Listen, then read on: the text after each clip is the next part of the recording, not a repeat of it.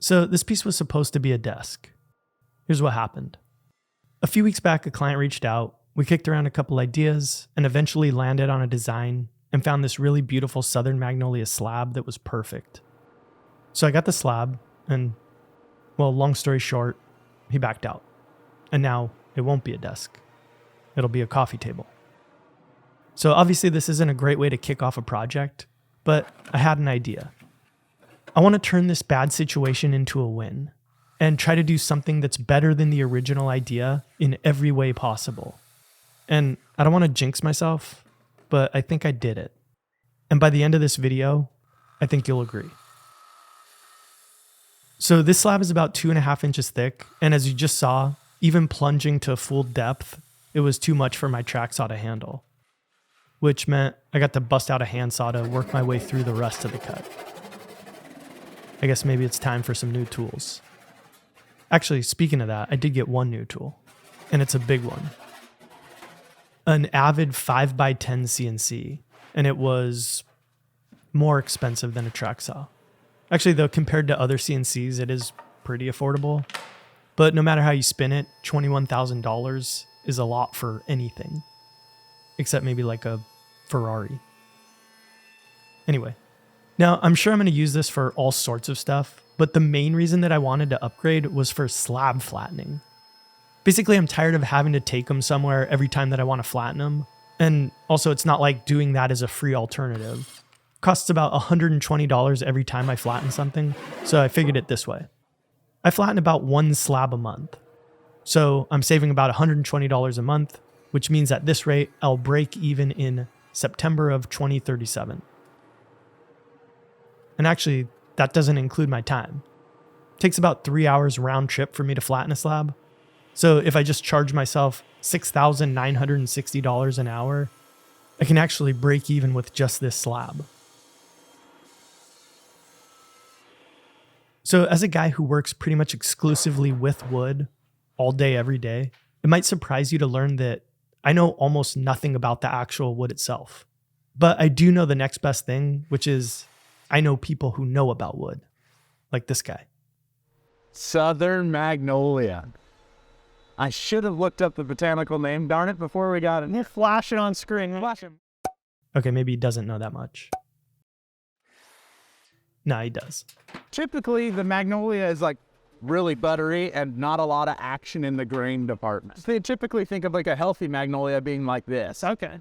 So this happens, it's called spalting, and that's fungus attacking the wood and changing the color of the wood. So the wood is at some stage of decay. So what happened, like you can see right here, there's a little pruning wound from 40 years ago. A fungus landed on the wood, started to decay the wood, then the tree grew over it.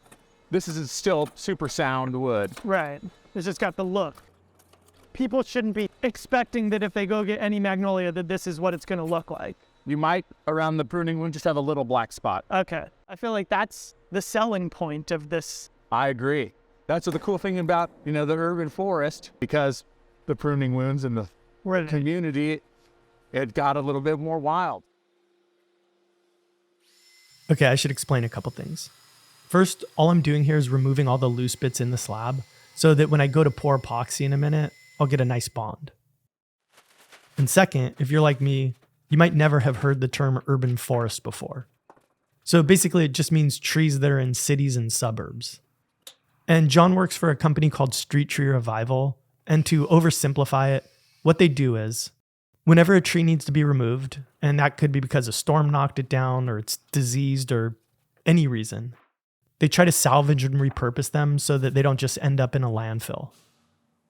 I mean, depending on how this project turns out, it might still end up in a landfill, but at least they'll have done what they could to delay it, and that'll be my fault.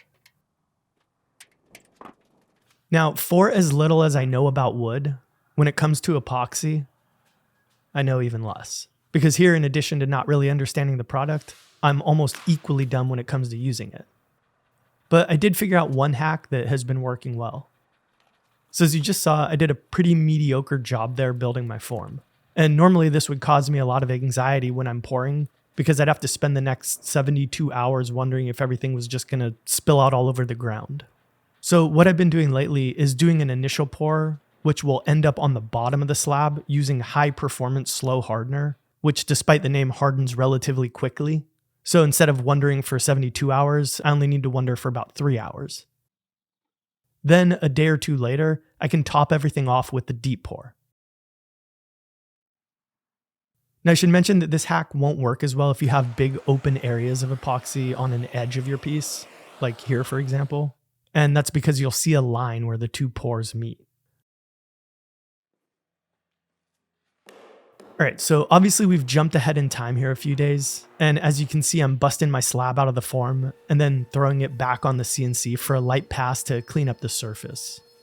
And this took about 30 minutes. So if you're keeping track, that means now instead of having spent $21,000, I'm actually up $3,480.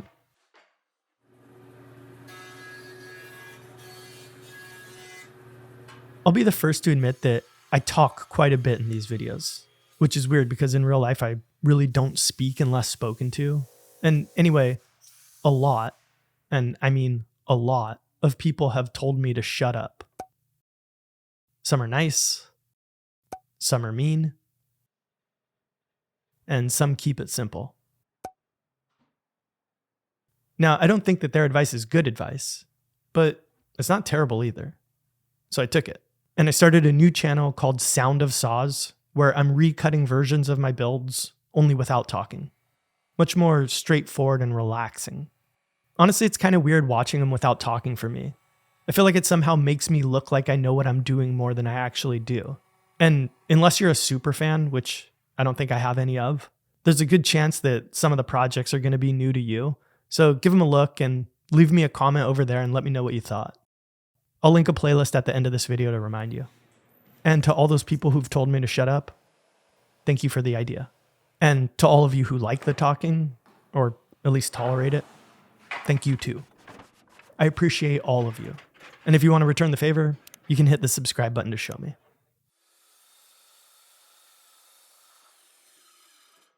Okay, this next part's gonna look a little sketchy, but it's actually something that's pretty simple and safe to do. So I want to cut a 75-degree chamfer onto the ends of my panel, but the problem with this is that on most table saws, mine included, the blade can only tilt to 45 degrees. So because of that, the solution here is to change the orientation of your workpiece so that you're cutting vertically instead. And with the piece like this, now if you were to leave the blade at 45 degrees, you'd still end up with a 45-degree chamfer. But the closer you put your blade back to being vertical, the steeper of an angle you're cutting onto your workpiece.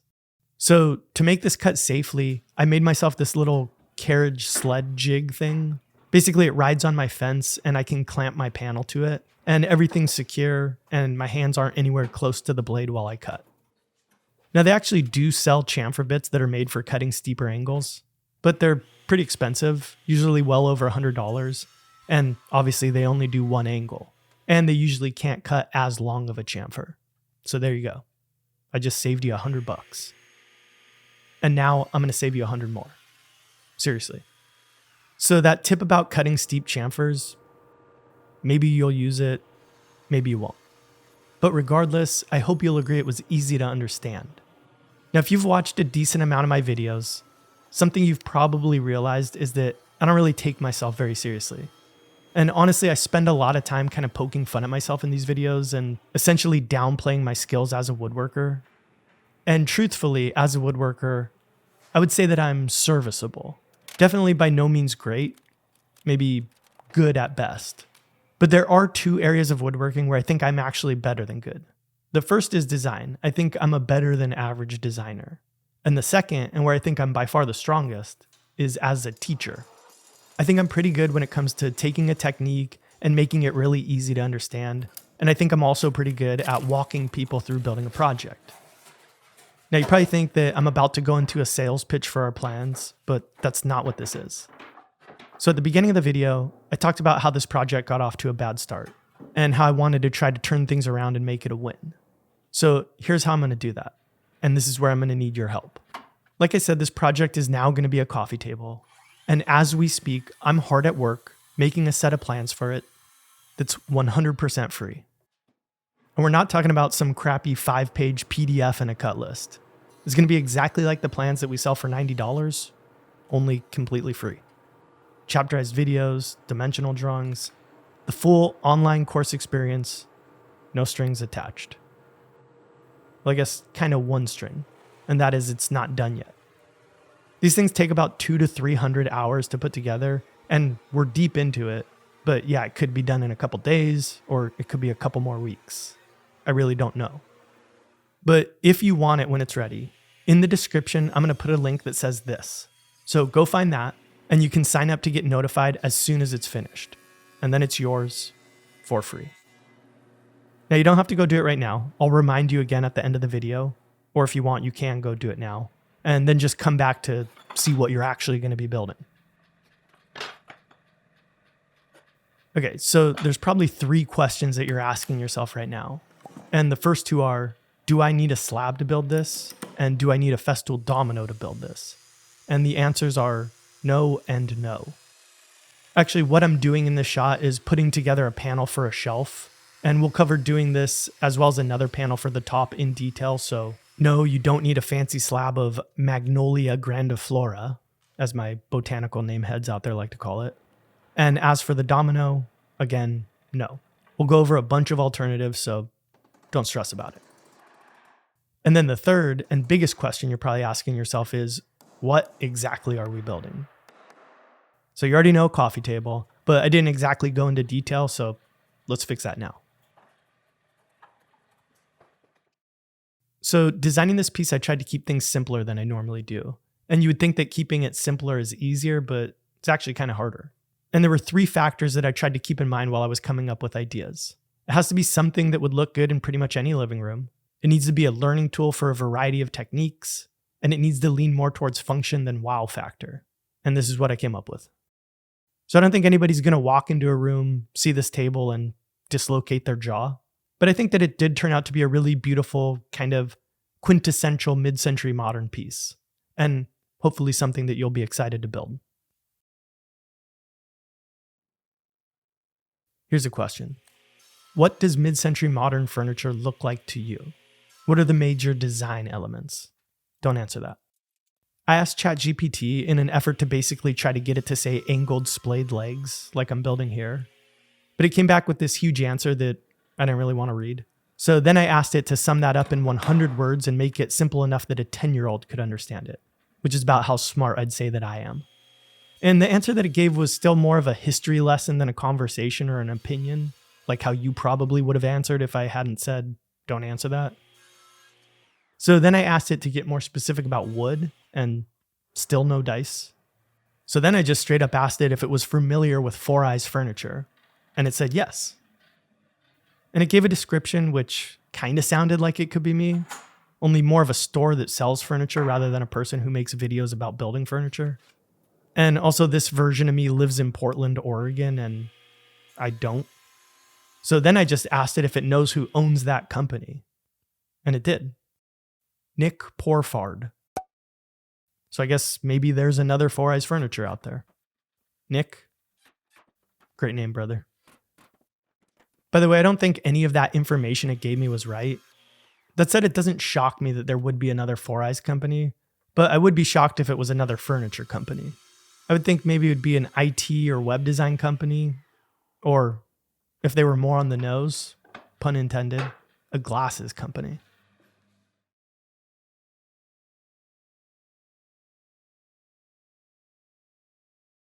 Speaking of glasses, glasses are a big part of my identity, obviously. I would say I own more pairs of glasses than any other article of clothing other than shoes, and I guess underwear, but I don't love those. Those are more of a utility thing, I guess. Anyway, I'm going to do an ad read here, and I know people don't love ad reads, but if you wear glasses, prescription or sun, just hear me out. So a company called Roka reached out, and honestly, they were making a lot of claims about their glasses, and it all sounded great, but I said, let me see them, let me try them. And they said, sure, pick out 3 pairs and we'll send them to you. And they did, and I'm not BSing here. I was blown away. So first off, their frames just look really cool. They got everything from more normal high end to what I'll call a bit more unique or risky designs, which I like. And obviously that's all opinion, but here are the 3 things that stood out to me. One, they're insanely lightweight. I have bad eyesight, so my lenses tend to be thicker, but these felt noticeably lighter than what I'm used to. Two, the optics are really good. Now, I don't know if this is because of the anti-fog and reflection lenses they use, or maybe just the size and shape of the frames that I picked, but putting them on felt like stepping into a new world. And three, they're really comfortable, which isn't something that you might notice at first, but if you wear glasses as much as I do, sometimes they can start to hurt on the bridge of your nose, and for me right here. And anyway, yes, this is a sponsorship, but I seriously was blown away. If I wasn't, trust me, I wouldn't have talked about it this personally. So next time you need prescription glasses, readers, or sunglasses, seriously check out Roka. I'll have a link in the description of this video, and you can use the code Foureyes20 to save 20% off. All right, so you just saw me cut 2 of my half laps, and now I have to change my setup so that I can cut the other 2. Basically, each pair of legs is a mirror with the other, so if you cut all 4 of them the same, only 2 of them would be usable. And it's kind of hard to explain why that is, so hopefully this little animation will make you believe me.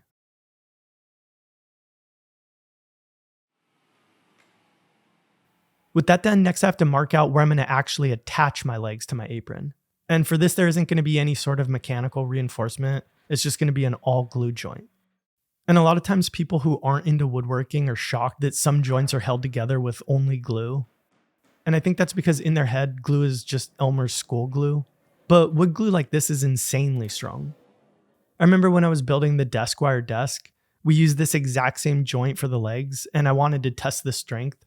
So I made a quick little half lap out of some scrap. And granted, this was another one of my very unscientific tests. But regardless, this was enough to give me 100% confidence in an only glue joint like this. And that's not supported. Yeah. That's so much. I'm not going to hit it any harder than that.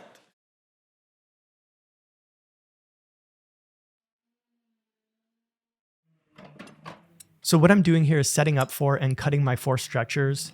And to attach these, there are a bunch of ways that you could get the job done. And since we have 4 stretchers, we figured we'd show 4 ways in the course: dominoes, dowels, pocket hole screws, and regular screws. In this situation, none of these options is meaningfully better than any other option.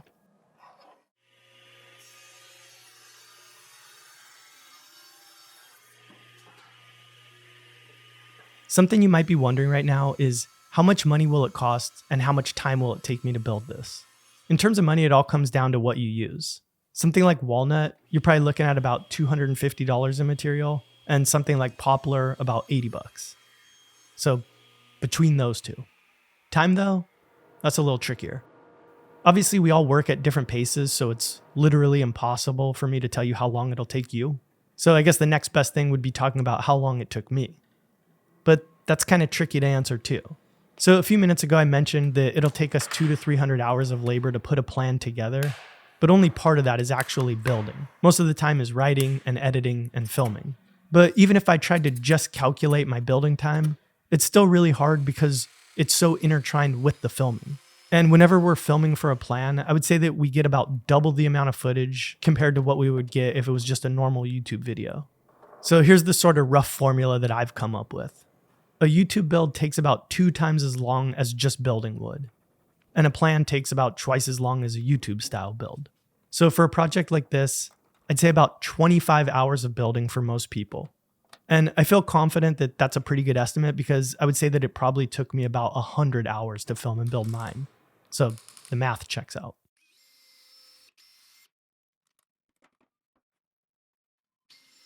All right, so at this point, I've got the top put together using dominoes. And in these shots, I'm drilling some pilot holes for screws and some mortises so that I'll be able to hide the screws in a minute. And I'll actually go ahead and drive my screws in at this point to make sure that I like the way that everything's coming together.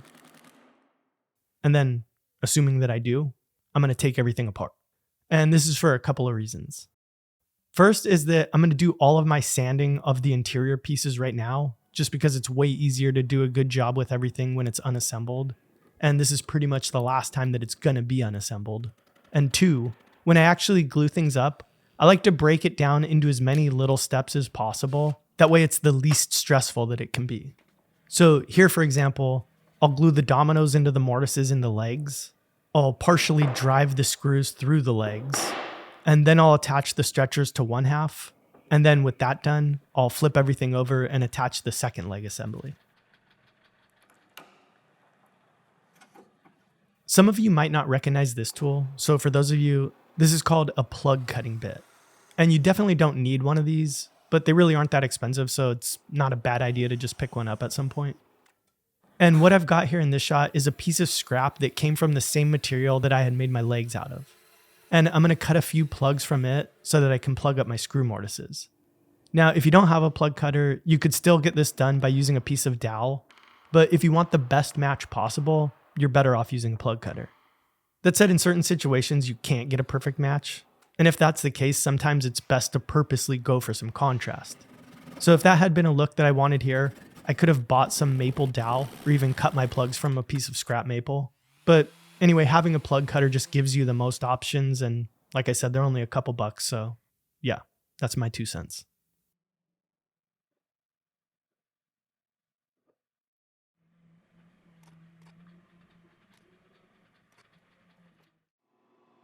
Here we're jumping back in time to what is probably the most technical, but also most unnecessary part of this build. So you can see that this happened before I glued my base together. And what I'm doing is cutting in some mortises for some bolts that will go into threaded inserts in my tabletop. Now in my shelf, which I'm cutting here, I'm going to completely skip this step and just use 4 screws to attach the base.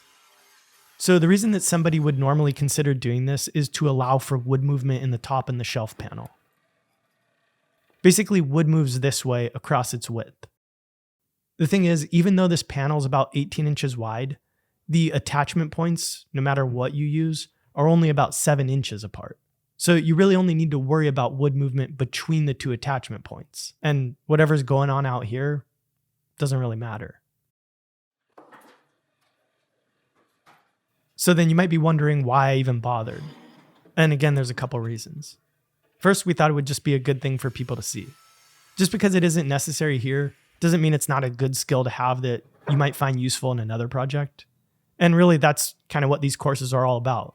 Building the piece, obviously, yeah, but more importantly, learning new skills so that you can build anything. And second, since I'm using a slab, I just think it's nicer to use threaded inserts and bolts, even though screws would be totally fine.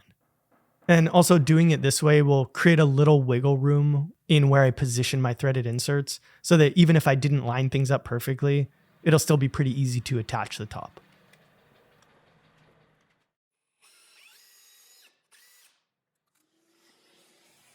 In my last video, I had mentioned how I'm working on creating a mechanical pencil that can be used in the workshop. So I just want to give a quick update. So at this point, I've gone through 2 rounds of prototyping, and it looks awesome. I'm definitely happy with the path that we're on, but it still has a little ways to go. Basically, there was a few proportions that fell off, and I wanted to test out a few more things before I can fully commit to anything. So I've gone back to the drawing board several times now, and it's kind of a lengthy process of refine, produce, critique. And honestly, I'm not in any sort of rush to finish it. The most important thing is that it's right. So I guess it'll just be done when it's done.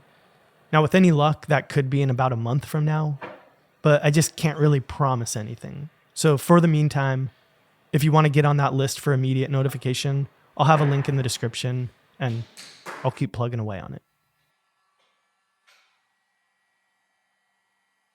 I spend a ridiculous amount of time sanding, touching up, and finishing my pieces. So you'd think that the last thing that I want to do is add to that, but somehow I found a way to make it take longer.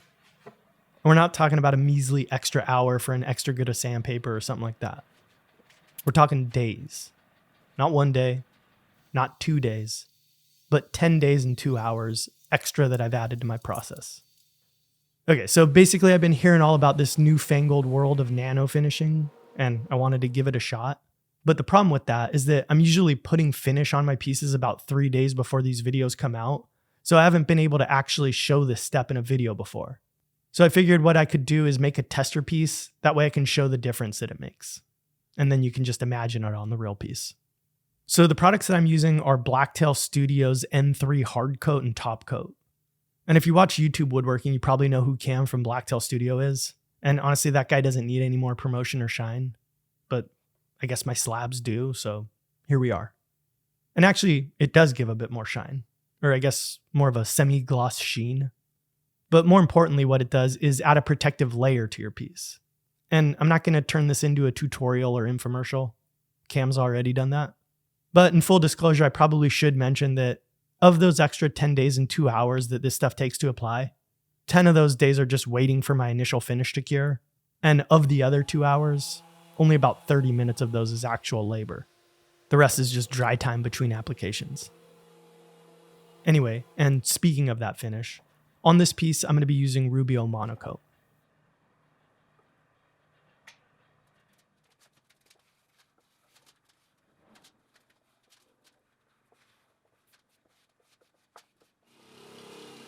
I want to take a second to quickly thank all of my Patreon members. Before I was getting sponsors, selling plans, trying to make mechanical pencils, before all of that stuff, support from viewers like you on Patreon was the engine that made doing all this financially possible for me. So whether you've ever been or ever will be a member, past, present, or future, I want to thank you for enabling me to do all of this. And I'm not going to try to sell this to you as a value proposition, but some of the things that you can get are a Foureyes field note booklet, a t-shirt, and actually maybe not as appealing this month since we're doing a free plan, but discount codes for $15 off of our plans. So to all of you, again, thank you. Seriously. At the very beginning of this video, I talked about how this project didn't get off to a great start, and how I wanted to try to turn a bad situation into a win, a setback into an opportunity. So we took what was supposed to be a desk for one person and turned it into a coffee table for all of us. But ultimately, the success of this project isn't up to me. It's up to you. So I hope you'll use this course to maybe gain some new skills, build a piece of furniture for yourself or a loved one that you can be proud of, and help me turn this original idea from something big into something bigger. Thanks for watching, and good luck with your build.